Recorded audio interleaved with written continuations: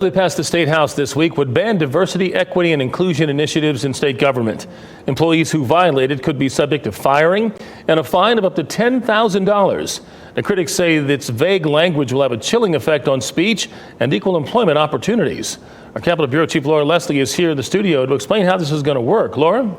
Gerald, the bill says that no taxpayer-funded employee can promote or advocate for diversity, equity, or inclusion in hiring, contracts, or state services, and no public money can be used for that either. This applies to both state and local governments, as well as public K-12 schools, universities, and community colleges. Who decides what qualifies as advocating for diversity, equity, or inclusion? Well, the bill says that the auditor is going to be the one who's overseeing that issue, but it's really complaint-driven.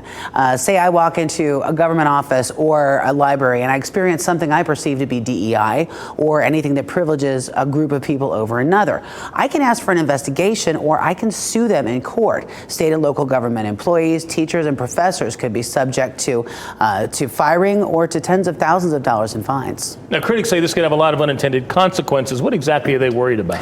Well, the bill says it doesn't apply to school curriculum and it doesn't apply to free speech, but critics say it will have a chilling effect on what government or school employees say and do.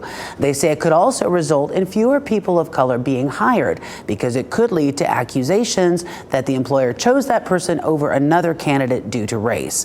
And it could mean the end of state and local programs to lift up historically disadvantaged groups like minority business owners or women in the sciences. You think this is going to become law? Will Josh Stein sign this into law? I do think it's going to become law because the Senate has passed similar bills, so I think they're on the same page on this one. However, I think both, they're in agreement on the issue, but Stein would likely veto this bill if it showed up as a standalone bill. So my guess is they don't ever send him this bill standalone. They send it as part of the budget, which is a common way that they get things through sometimes that are a little divisive. You wonder why things are in a budget bill, Yeah, they put a lot in there, don't they? All right. Thank you, Laura.